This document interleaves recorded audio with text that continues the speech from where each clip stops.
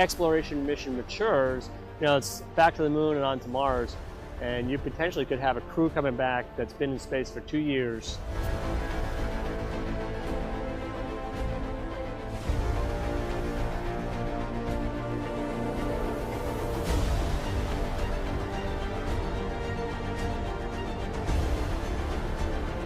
This ship is an incredible resource. It has, in one ship, so many things that we know we wouldn't leave.